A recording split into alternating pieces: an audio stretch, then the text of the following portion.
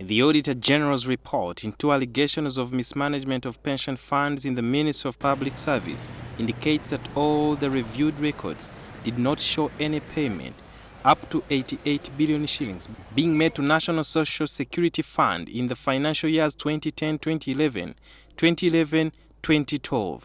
The deductions were contrary to the National Security Act, which exempts pensioners from contributing.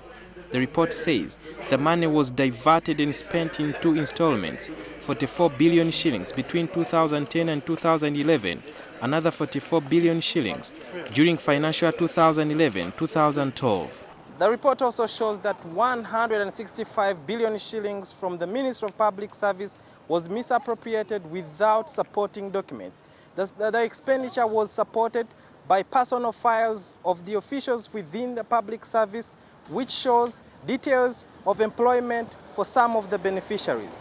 However, it also reveals that none of the beneficiaries existed in the purported workplaces.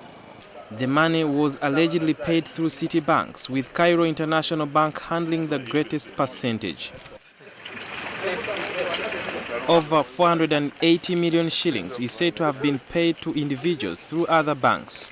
In some instances, the report says there would be double payment of individuals through the use of different accounts. Under doubtful payment of foreign pensioners, money close to 174 million shillings was also allegedly irregularly paid. According to previous police findings, some of the foreigners included Indians, Canadians, and Kenyans who allegedly worked with the East African community. According to normal procedures, their countries of origin remit their benefits.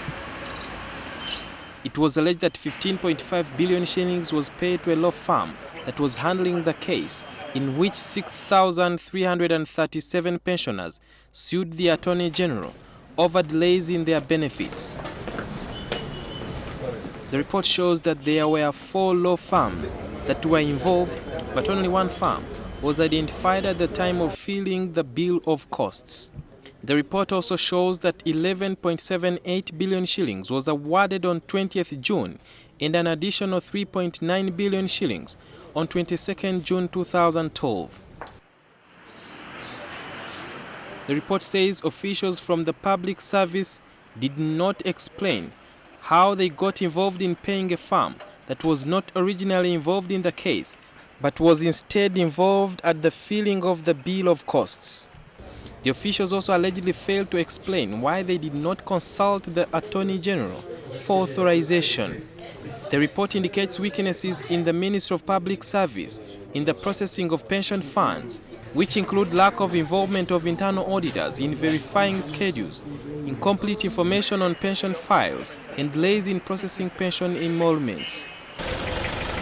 Over 5 officials from the Public Service Ministry who were interdicted are likely to appear in court to answer several charges about the mismanagement of over 260 billion shillings of taxpayers' money. Sudil Biaruhanga, NTV.